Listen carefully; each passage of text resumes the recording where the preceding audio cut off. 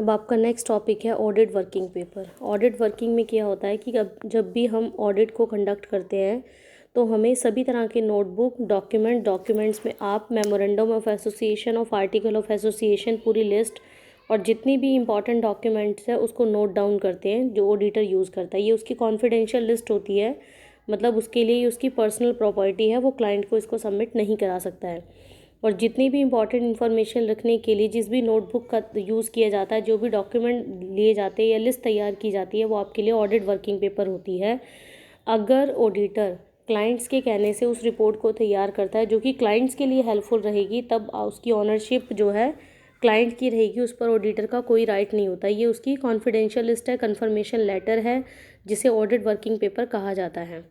Audit working paper के लिए किन चीज़ों को हमें ध्यान में रखना है, कौन कौन से पेपर्स और की रिक्वायरमेंट रहती है? Audit program, notebook, appointment letter, correspondence list, debtor और क्रेडिटर की list, opening and closing trial balance, audit report की एक copy, memorandum of association, article of association की लिस्ट, वाउचर की list, adjustment, journal entries, investment explanation receive during the course of the audit, summary, क्या क्या list बनाई हुई है, documents relating to depreciation, copies of document. मतलब बहुत सारी ऐसी एसेंशियल्स रिक्वायरमेंट है जो ऑडिट वर्किंग पेपर में हमारी हेल्प करती है।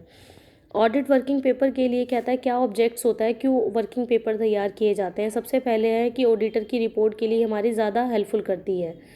ऑडिट वर्किंग पेपर में जितनी भी लिस्ट, डॉक्यूमेंट और वाउचर्स है वो ऑडिटर और क्लाइंट स्टाफ के लिए काफ़ी ज़्यादा हेल्पफुल होते हैं, उससे हम एक रिपोर्ट तैयार कर सकते हैं। सेकंड पॉइंट, ये हमारा अगर किसी भी तरह का कोई डिस्प्यूट हो जाता है तो इन फ्यूचर एविडेंस के रूप में ये हमारी हेल्प करता है। थर्ड पॉइंट आता है on the basis of the working paper the auditor can point out the weaknesses in the internal control system and the inefficiency in the accounting methodology. क्योंकि जो रिपोर्ट और प्रोग्राम तैयार किया था अगर उसके अकॉर्डिंग कोई काम नहीं हो रहा है तो वीक पॉइंट के लिए क्या क्या सुजेशंस एक ऑडिटर को देने चाहिए, ये हमारी काफ़ी हेल्प करता है। फोर्थ पॉइंट आता है कि in case the accounts of the same client are to be audited again the auditing working paper prove very helpful. Next point आता है कि ऑडिट का टाइम पीरियड कब है, कब शुरू हुई कब ख़त्म होगी। इम्पॉर्टेंट डिस्कशंस के लिए ये हमारी काफ़ी हेल्प करता है। एज ए गाइड और क्लर्क के लिए क्या क्या काम होगा, क्लर्क के कब सिग्नेचर होंगे, चीफ ऑडिटर क्या क्या रिस्पॉन्सिबिलिटीज़ ऑथोराइज करवाएगा। नेक्स्ट पॉइंट आता है in the staff of the auditor are frequently changing और बीइंग ट्रांसफर्ड।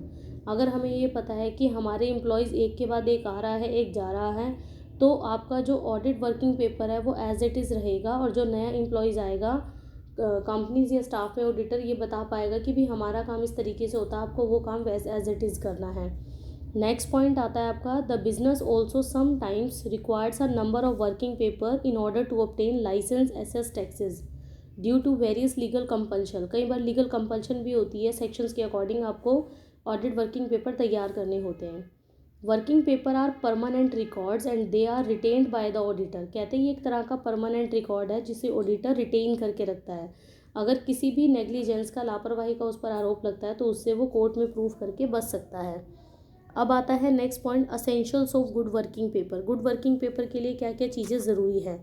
कहते हैं कि जितने भी वर्किंग पेपर होते हैं उनमें इंपॉर्टेंट इन्फॉर्मेशन लिखी जानी चाहिए, जितने भी अननेसेसरी फैक्ट्स हैं उनको इग्नोर करना चाहिए। नेक्स्ट पॉइंट आता है कि working paper should be clear, बिल्कुल क्लियरली उनमें वो चीज़ सिंपल वे में लिखी जानी चाहिए ताकि देखने वाले को वो समझ में आ जाए without any trouble. Next point आता है कि जितने भी वर्किंग पेपर में डॉक्यूमेंट लिस्ट वाउचर्स है उनको सीरियली अरेंज किया जाना चाहिए ताकि उन्हें ईजिली लोकेट किया जा सके। अगर ऐसा नहीं चलेगा तो lot of time and waste, money दोनों ही वेस्ट होगी।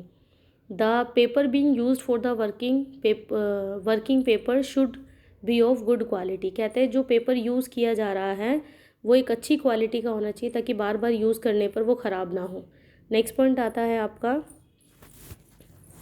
कि जो ऑडिट है the audit paper should be bound properly. Bound का मतलब ये होता है कि एक ही प्लेस पर उसे अरेंज किया जाना चाहिए ताकि ईजिली लोकेट किया जा सके। अप्रोप्रिएट कैप्शंस का यूज़ करना चाहिए एक ऑडिटर को और उसकी एम्प्लॉयज़ को ही उसकी इंफॉर्मेशन हो, आगे क्लर्क को ना नहीं होनी चाहिए। Points to be noted in relation to audit paper. जब भी ऑडिट वर्किंग पेपर तैयार किए जाते हैं तो किन किन बातों का ध्यान में रखना चाहिए। सबसे पहले प्री डिटरमाइंड रूल होनी चाहिए, ताकि कितने भी एम्प्लॉयज़ आते हैं चाहे जाते हैं उनके लिए सेम रूल्स होंगे। नेक्स्ट पॉइंट आता है स्पेसिफिक और क्लियर होने चाहिए, ताकि अननेसेसरी टाइम और मनी वेस्ट ना हो, ईजिली समझा जा सके। और नेक्स्ट पॉइंट आता है कि रिस्पॉन्सिबिलिटी फिक्स होनी चाहिए, कब वो अब कंपनी स्टार्ट हुई, कब बिज़नेस ख़त्म होने वाला है, ये सारी चीज़ें जो है रिटर्न में लिखनी चाहिए। कहते हैं कि सबसे पहले जितनी भी रूल रेगुलेशन बताए ना चाहिए, कम से कम मिनिमम उनका एटलीस्ट टाइम है 8 years. According to section 128 of the companies act 2013 में ये मैंडेटरी कहा गया है कि कम से कम 8 साल तक तो उनको हमने फॉलो करना ही है, कि हमने 8 साल तक उनको संभाल के रखना है। उसके बाद जो भी चेंजेस है उसके बाद आप कर सकते हो। बात कहें कि ऑडिट वर्किंग पेपर पर किसका राइट होता है, ऑनरशिप होती है, ये डिपेंड करता है उस टाइम सर्कमस्टांसेस क्या है। मान लो क्लाइंट ने ही खुद बुलवा कर कहा है कि भाई हमें इस तरह की इन्फॉर्मेशन चाहिए, अगर auditor as a accountant client के लिए काम कर रहा है तो उस पर ऑनरशिप किसकी रहेगी, क्लाइंट की रहेगी।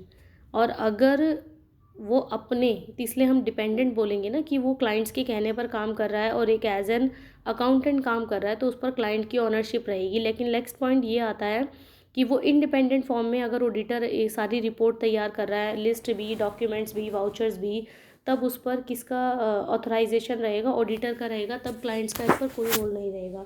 तो जितनी भी इंपॉर्टेंट इन्फॉर्मेशन है उसके लिए जो है ऑडिटर रिस्पॉन्सिबल रहता है।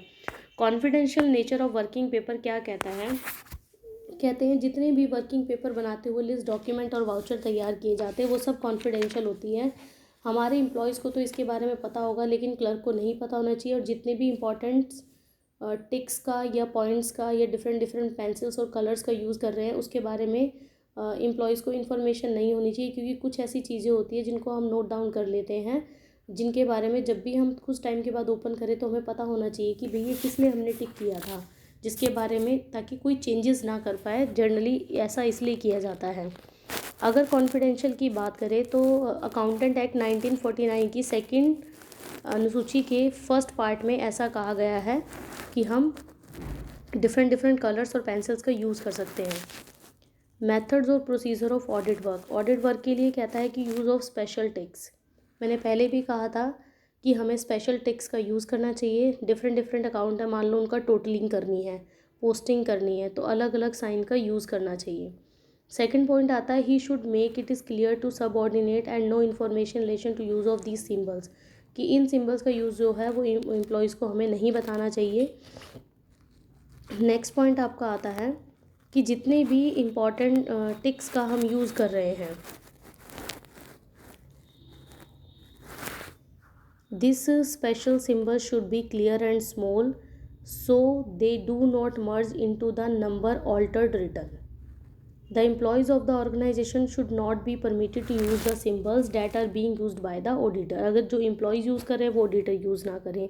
जितने भी सिम्बल्स का यूज़ कर रहे हैं वो पेन और पेंसिल डिफरेंट से होनी चाहिए, और पेंसिल से लिखी हुई चीज़ को तब तक कंसीडर नहीं रखना चाहिए जब तक वो पेन से राइट डाउन ना की जाए।